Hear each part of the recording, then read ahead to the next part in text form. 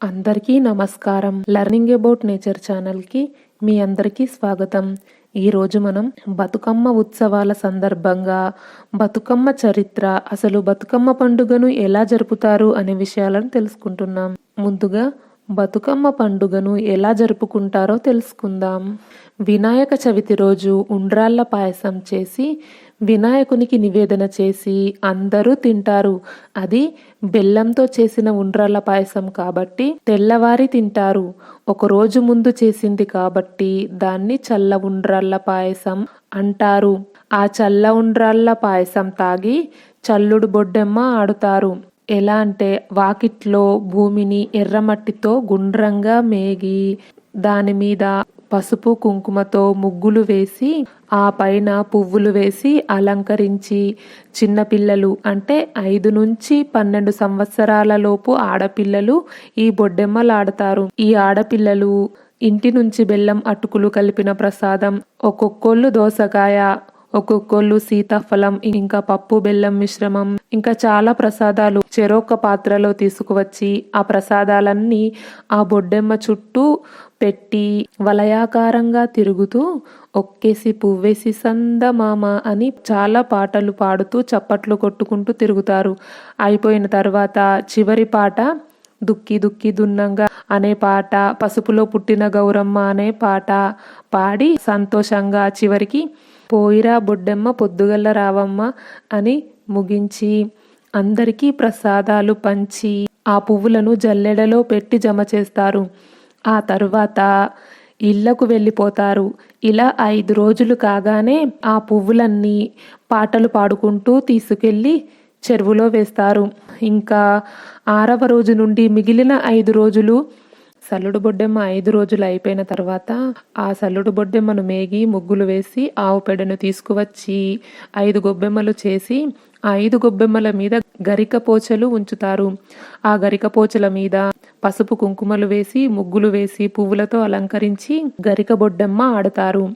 ఈ గరిక బొడ్డెమ్మను కూడా 5 రోజులు అయిపోయిన తర్వాత గరిక అమర్చిన ఆవు పేడ ముద్దలను ఈ 5 రోజులు ఆడిన పాత పువ్వులను తీసుకువెళ్ళి చెరువులో నిమజ్జనం చేస్తారు. ఆ తర్వాత గుంచీల బొడ్డెమ్మ ఆడతారు. ఆ సల్లుడు బొడ్డెమ్మ ఆడిన స్థలంలోనే 5 చిన్న చిన్న గుంతలు తోడి వాటి మీద మేగి పసుపు కుంకుమతో ముగ్గులు వేసి గుంచీల బొడ్డెమ్మ 5 రోజులు ఆడతారు. ఆ గుంచీల బొడ్డెమ్మ ఆడిన తర్వాత ఆ పువ్వులను కూడా చెరువులో నిమజ్జనం చేసి ఆ తర్వాత రోజు నుండి ఆ గుంచీలను నింపి మట్టితో గద్దెలు కట్టి గద్దెల బొడ్డెమ్మ ఆడతారు.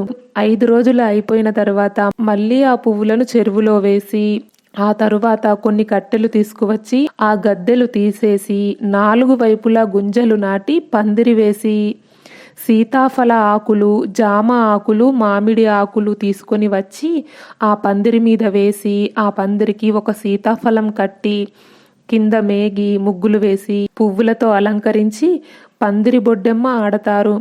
ఇలా ఈ పందిరి బొడ్డెమ్మ కూడా 5 రోజులు ఆడి ఆ తరువాత ఆ కట్టెలు, ఆకులు, పూలు అన్నీ చెరువుకు తీసుకువెళ్తారు. చెరువు అంటే సెలయేరు, వాగు అలాంటి దగ్గరలో ఉన్న ఎక్కడైనా వేసేస్తారు. ఆ తర్వాత రోజు అదే స్థలంలో బావి తోడి ఆ బావి చుట్టూ అందంగా మేగి ముగ్గులు వేసి నీళ్లు పోసి ఆ నీళ్ల మీద పువ్వులు వేసి అందంగా అలంకరించి ఇంకా మహానవమి వరకు ఎన్ని రోజులైనా ఆ బావి బొడ్డెమ్మను ఆడుతారు.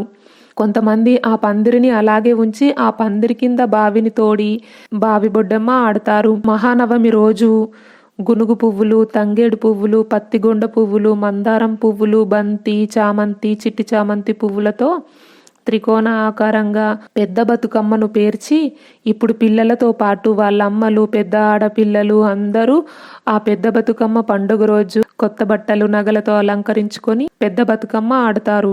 పెద్ద పండగ వాతావరణం నెలకొంటుంది. ఆ రోజు అంతా సందడే సందడి. ఆ రోజు ఆ పాత పువ్వులను బతుకమ్మను పేర్చేటప్పుడు కొంతమంది పోస్తారు, లేదంటే జల్లెడలో పెడతారు. పెద్ద బతుకమ్మతో పాటే వాటిని కూడా నిమజ్జనం చేస్తారు. పోయిరా బతుకమ్మ పోయిరావమ్మ, మల్లెచ్చే ఏడు మళ్ళీ రావమ్మ అని పాడుతూ బతుకమ్మను నిమజ్జనం చేస్తారు.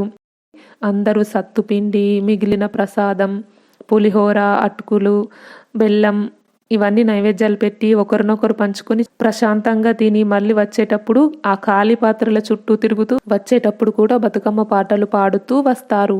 తెల్లవారేసరికి దసరా పండుగ. ఇక పితృ అమావాస్య నుండి 9 రోజులు బతుకమ్మ ఆడతారు. ఇది వేరే పద్ధతి, కానీ మా ఊరిలో అమావాస్య తెల్లారి నుంచి బతుకమ్మ ఆడతారు. ఒక్కో దగ్గర ఒక్కో రకంగా బతుకమ్మ ఆడతారు.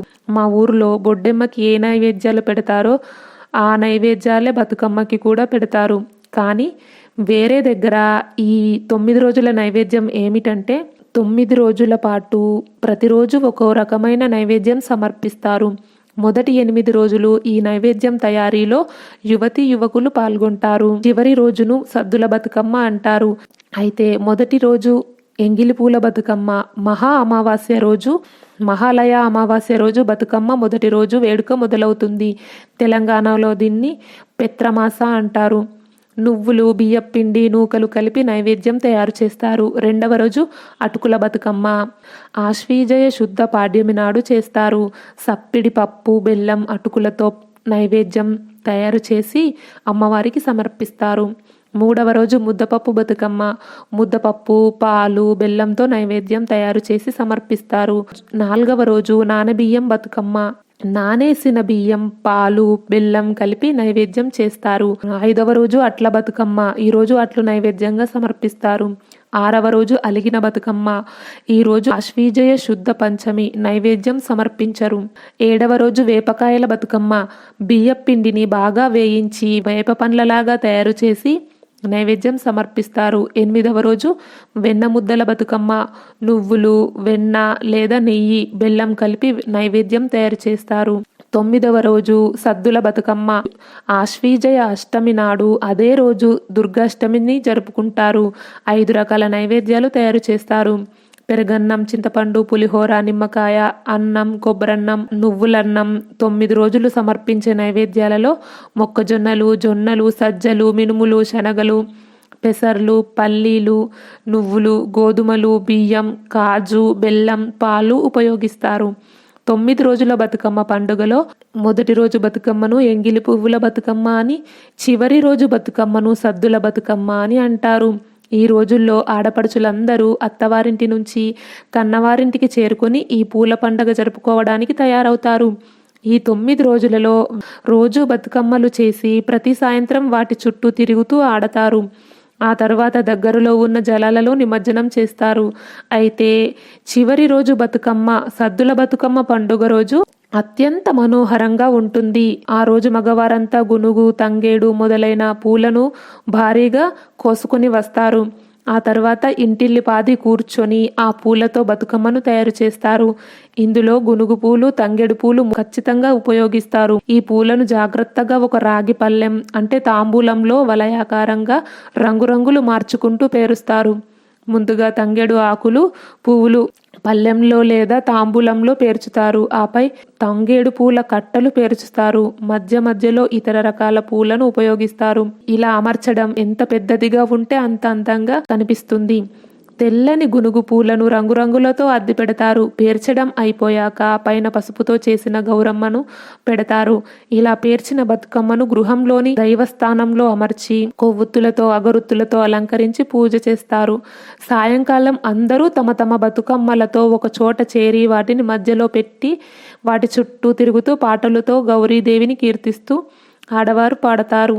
ఆడవారు వారికి ఉన్న అన్ని రకాల ఆభరణాలను ధరించి కొత్త బట్టలు కట్టుకుంటారు. ఇలా చాలాసేపు ఆడిన తర్వాత మగవారు వాటిని చెరువులో నిమజ్జనం చేస్తారు. ఆపై ఆ పళ్ళెంలో తెచ్చిన నీటితో ఆడవారు వాయనమమ్మ వాయనం అంటూ వాయనాలు ఇచ్చి పుచ్చుకుంటారు. ఆపై ఇంటి నుండి తీసుకువచ్చిన పెరుగన్నం, సత్తుపిండి, మొక్కజొన్నలు లేదా వేరుశనగల లేదా పెసర విత్తనాలను దోరగా వేయించి వాటిని పిండి చేసి వాటితో చక్కెర పిండి లేదా బెల్లం, నెయ్యి తగినంత కలిపి తయారు చేస్తారు. ఈ సత్తిపిండిలను ఇచ్చిపుచ్చుకుంటారు. చివరి రోజు సాయంత్రం ఆడపడుచులందరూ చక్కగా దుస్తులు, ఆభరణాలు ధరించి బతుకమ్మను వాకిలిలో పెడతారు. చుట్టుపక్కల ఉన్న వారు కూడా వారి బతుకమ్మలను ఇదే విధంగా అమర్చి వాటి చుట్టూ పెద్ద వలయాకారంలో చేరతారు. ఈ పండగ గురించి మనం ఏం తెలుసుకోవాలంటే ఐక్యత, సోదరభావం, ప్రేమను కలగలిపి రంగరిస్తూ మానవహారం ఏర్పరిచి పాటలు పాడతారు. ఒకరు ముందుగా పాట మొదలు పెడితే మిగిలిన వారు వారితో గొంతు కలుపుతూ పాడతారు. ఈ జానపద గీతాలు చుట్టుపక్కల ప్రతిధ్వనిస్తూ ప్రత్యేకమైన తెలంగాణ సంస్కృతిని ఆవిష్కరిస్తాయి. చీకటి పడుతుంది అనగా స్త్రీలందరూ ఈ బతుకమ్మలను తలపై పెట్టుకొని ఊరిలో ఉన్న పెద్ద చెరువు గాని కుంటల వైపు గాని ఊరేగింపుగా బయలుదేరతారు. ఈ ఊరేగింపు అందంగా అలంకరించుకున్న స్త్రీలు బతుకమ్మలతో అత్యంత సుందరంగా వైభవంగా ఉంటుంది. ఈ ఊరేగింపు కొనసాగినంతసేపు జానపద గీతాలలో వీధులు మారుమ్రోగుతాయి. జలాశయం చేరుకున్న తర్వాత మెల్లగా బతుకమ్మలు పాటలు పాడుతూ ఆడుతూ నీటిలో జారవిడుస్తారు. ఆ తర్వాత మలిద అనే ప్రసాదం వంటకాన్ని బంధుమిత్రులకు పంచిపెడతారు. ఆ తర్వాత ఖాళీ తాంబూలాలతో పాడుతూ బతుకమ్మను కీర్తిస్తూ ఇంటికి చేరతారు. ఈ 9 రోజులు ఈ పాటలన్నీ అర్ధరాత్రి వరకు వీధులలో మారుమ్రోగుతూనే ఉంటాయి. వచ్చే వీడియోలో బతుకమ్మ ఉత్సవాలు ఎలా మొదలయ్యాయి, 1000 సంవత్సరాల మన బతుకమ్మ చరిత్రని వచ్చే వీడియోలో వివరంగా తెలుసుకుందాం. ఈ వీడియో గురించి మీ అభిప్రాయాన్ని కామెంట్ బాక్స్లో తెలియజేయండి. ఈ వీడియో నచ్చితే లైక్ చేయండి, షేర్ చేయండి. లెర్నింగ్ అబౌట్ నేచర్ ఛానల్ని సబ్స్క్రైబ్ చేయండి.